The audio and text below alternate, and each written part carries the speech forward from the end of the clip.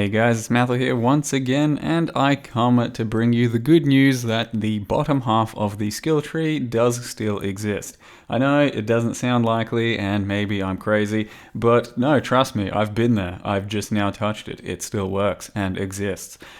So yeah, I wanted to just touch on the topic of melee at the moment and the fact that it's not really dead, it's just a little bit stale because in the past couple patches let's say, or big leagues and all that, not really too much has gone on in the melee archetype altogether, and just not too many changes have been brought around, not too many new skills or ways that things could change, except for, I guess, a bit of a leech nerf, I'd say.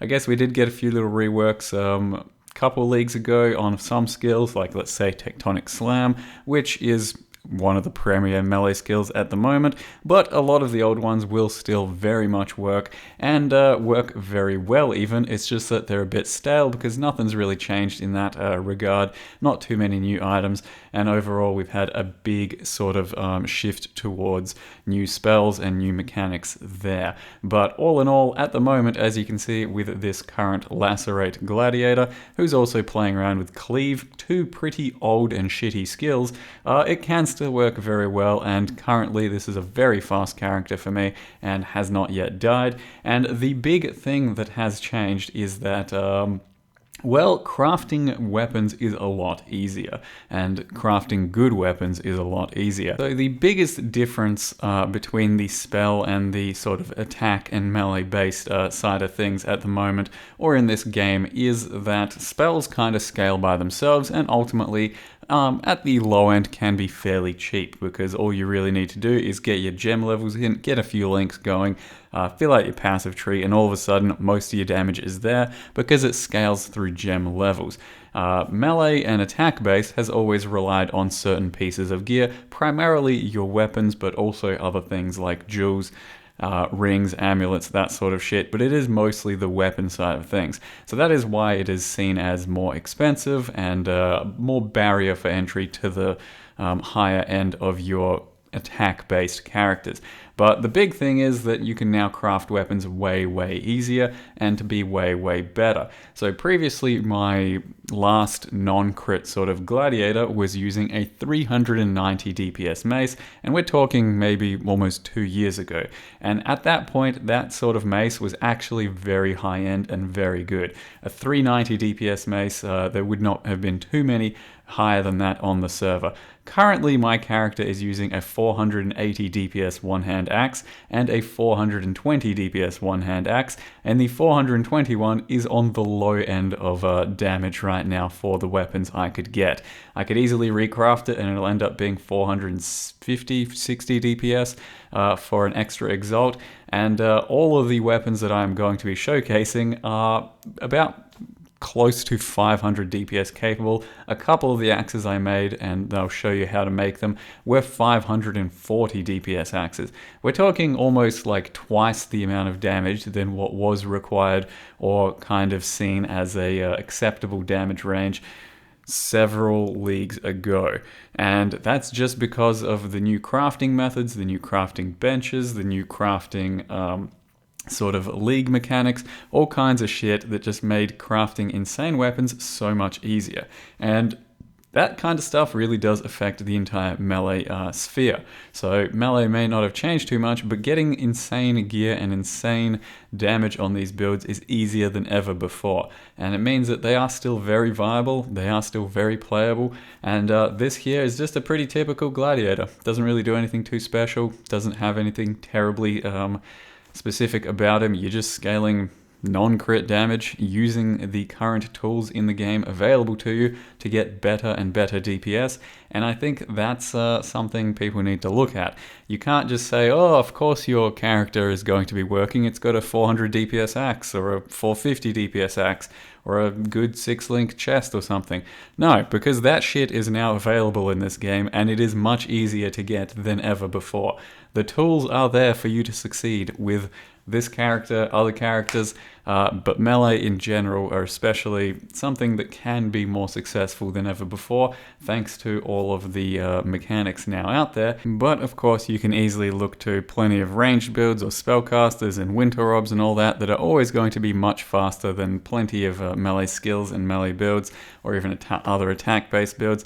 And simply put, there's no real way to change that without just getting everything much, much faster and getting into this huge feedback loop of overpowered shit. So I wouldn't really worry about the fact that someone else can clear a map 10 times faster than you with their Winter Orb, as long as you can still be very effective with your current melee characters, and there are plenty out there that you can be very effective with, just like the one I'm showcasing now, because it doesn't matter what they're doing, as long as you're still having fun. And trust me, I am. This is a very fun character for me to play.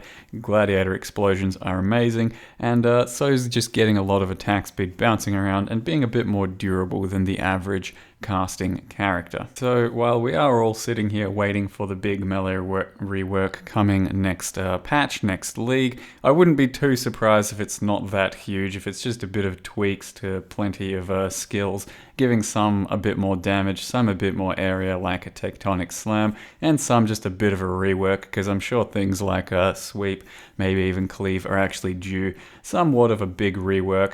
But I wouldn't be too surprised if it's just not anything too mind-blowing, no huge mechanic changes, no huge support gems.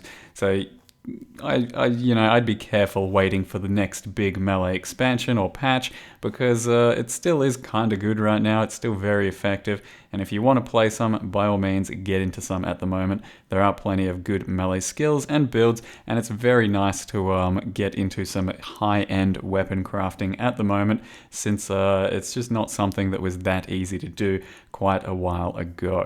So I still want to go over this character, even though it hasn't really been too finalized or anything, but it's fairly basic and it's not going to look too different from many of the gladiators I've done before. But I really wanted to jump into some cleave and some lacerate action, maybe even some sunder, but I haven't actually done any sunder because I've been trying to stick to these two skills for now, because axes just seemed like they were fairly easy to craft right now, especially on the high end, and even most non-crit melee weapons I think should be pretty fun to craft with the right fractured mods. So the character is waste of $10, level 86, and it's referring to the Cleave microtransaction, which I can show you right now, but it basically just, I think, looks worse than the current microtransaction of nothing.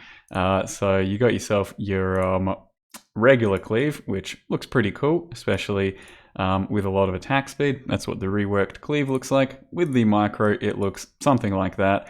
You can't even see it's a demonic hand anymore because of the attack speed and multi-strike and all that. Without it, you can kind of see it's going to be a demonic hand, but it really starts to lose its flavor once you get into a lot of attack speed. So bit of a waste of $10, but hey, my stream wanted me to play around with it and get it. But for the most part, I have been playing with Lacerate, I think, or at least a lot of the time now that I've got the attack speed, because it just feels so good with this attack speed and these weapons. And the weapons I'm talking about are these two axes here I'm currently using for maximum attack speed. I wanted to get a lot of attack speed and feel really good with that. So I started out with two siege axes that have celebration rolls built into them as fractured mods. So you got this one and that one, a 26 and a 27%. Past that, it's just up to you to craft just about anything. On this one, I just got Conquerors as a mod and then managed to regal and annealed. Basically, it just takes something like, I don't know, I'm going to say 500 to 1,000 alterations to see a few of these rolls, and eventually you will start to get something happening. So it's just alting and then regaling as well as augmenting. With a mod like this, for example, I'll see if I can show you what I'm talking about. You start out with just the single mod as a suffix. That means that this suffix is always locked in place. So you have to then alteration and augment until you get the right things. So let's just say, take this one for example, it is just always going to be infamy and always a suffix. So it will actually be consuming suffixes all the time, and that's why you need to actually run a lot of augments to craft these as well. So you go for the aug, you hit an alteration, it rolled some sort of suffix which is not visible because it is always going to be the attack speed, and thus you just have to keep auging. So you keep having to roll like that until you get a flaring, a merciless, a tyrannical, some of the hybrids, and that's how you can start making some pretty big weapons without really investing all that much, because a locked in 26-27 attack speed is insane compared to how often you'd see it previously while crafting just off of a pure base. It's actually pretty crazy how good this stuff is, as well as some of my crazier weapons that I've made here are these two big axes. They can both go up to about 540, 550 DPS, and all it took was starting out with a Dictator's roll here on this one. This cost me 80C to buy as a base, 80C to buy a Dictator's locked-in weapon, and then I just had to, well, essentially chaos spam a few times until something good happened. So it really did not take too much crafting beyond that, and then all I had to do is craft a Bloodthirsty. And you got yourself a huge axe off of very little investment. Don't even have to multi-mod this shit. And then this one here was 1.5 exalts, and this one has a locked-in flaring and a locked-in mercenaries. So I haven't really personally found too many good things myself. I have found one flaring sword that I could craft into, but I wanted to do axes for this thing instead, and stuff like this does exist. You can look around for all kinds of swords, axes, all different types of bases, and find some good deals, and then craft around them. So with this one, I then chaos spammed until something happened, and this time what happened was a mercenaries roll, merciless roll, sorry, and then I'm just going to have to sort of divine a attack speed until it's really good, and it ends up being a huge axe. Now I'm not using either of these at the moment because they are pretty overpowered, and I also wanted to get maximum attack speed. So I did craft these as well. This one was pretty basic once again, just get celebration until I hit something like a merciless, and then regal, and then use your bestiary, or menagerie rather it's called, for add prefix, remove suffix, add suffix, remove prefix. You can bounce around a lot with these types of items, and until you get some sort of desired result. So that's just the little bit of a bro tip on the crafting at the moment. For me, basically synthesis has had nothing to do with synthesizing items. It has all been with fractured items and then crafting around one or two specific mods. And that's just the much less confusing way of crafting at the moment. With the new mechanic, and probably still very effective. So previously, getting a 500 plus DPS one-hander was only for the people that could afford mirrors. Nowadays, well, just about everyone can get them with the new crafting bench and these fractured mods. And all it takes is a few exalts worth of investing into several different bases, several different crafts, and you got yourself what are supposed to sell for 10, 15, 20 exalt weapons, and it only cost me, let's say, a couple of exalts per weapon. Pretty stupid, and that's where melee can be right now if you utilize the current systems in the game to beef your characters out. Likewise, I just then bought myself an astral plate worth of div cards. So the divination card Celestial Justicar gives you a 6-link astral plate, and that cost me a total of 40 chaos. So 40 chaos for a 6-link astral plate that's item level 80. I then put a few pristine and serrated fossils into that, and here we are. I actually even bought a lot of serrateds ready to go, and it took me like 2 fossils to get this roll. Now don't expect to get the exact same roll, because it was pretty damn lucky to get this, but the point is the tools are in the game out there right now for crafting to get much better stuff than we could ever have before. This is a 7-link with some good mana cost assistance, which doesn't really matter. The important thing is the level 1 maim, so that gives you a bunch of extra damage, and then the life and all that, and the built-in 6-link of an astral costs 30 to 40C if you get the cards yourself, which is pretty damn ridiculous. And used a white socket craft as well, so now I can swap out between Lacerate and Cleave whenever I want, and that's where we're at. So it's a pretty expensive chest now that it's fairly lucky, but I crafted a few others as well that were much worse, something like 80 life with level 1 maim. That's a very basic one. This one's just going to have about 50 life more than even the most basic one that I managed to craft with a couple of fossils, so they're not that hard to do, but the tools exist to get much better stuff than ever before. And then this type of item as well, Herod of Purity, has up to 100% buff effect. When Herod of Purity at level 20 gives like 20 to 35 damage or some shit like that. Let's have a look. This is level 19. Yeah, it should be something like 20 to 40 damage. And then you can double it, and then you can get a ring that also does up to 60% increased physical on top of that. That's a huge amount of extra damage that just previously did not exist on a ring slot for these types of builds. Now the way to get these is just get these Circle of Guilts that have the buff effect, and then synthesize them to hopefully get the additional mod as well. I actually managed to synthesize 3 of these out of 3 attempts, so I got pretty lucky on that as well. But hey, the luck is out there, the possibilities are out there. Now the rest of the character really isn't anything special. I don't know if I should even mention anything or talk about it. You can have a look at it in the sort of build list. Once again, a fractured spiked glove base, just 16 attack speed, and then you can quite easily make a nice glove out of that without really having to spend almost any currency beyond the fractured base itself. And then you just got nice gear everywhere. Try and get a bit of area everywhere you can, which is gloves, helm, and amulet through the crafting system as well. This is pristine and jagged fossils to get just a nice life physical damage helm. But everything's pretty basic, and I still have to replace a belt to get more resists. So the character isn't anything terribly special. There's not really any underlying huge mechanics going on here that I need to talk about. Getting some attack speed on my jewels. Filling out all kinds of attack speed in your jewels just gets your Lacerate and your Cleave feeling absolutely beautiful and buttery.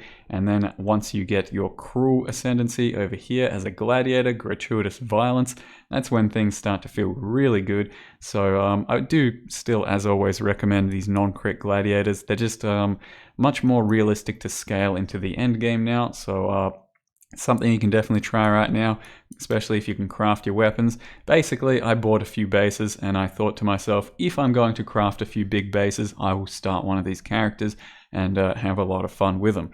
So maybe do something like that as well. Get some swords, some axes, whatever you really want, maybe some maces. Try your luck at crafting. If you get somewhere, fire up one of these characters and it'll definitely take you places. It's not going to be the best bosser in the end. I think I'll still be able to take down Ubriel to Deathless and it should be fine. Currently, I think I'm on 0 deaths. Going to try and be fully hardcore viable all the way through, but who the fuck knows? We do some pretty dangerous shit these days, and it will be a fun experience. So far, it's been very nice. So Melee in 2019 still kind of works. As I guess no one said it didn't work, but hey, it's fun. That too. Thank you very much for watching, guys, and see you next time.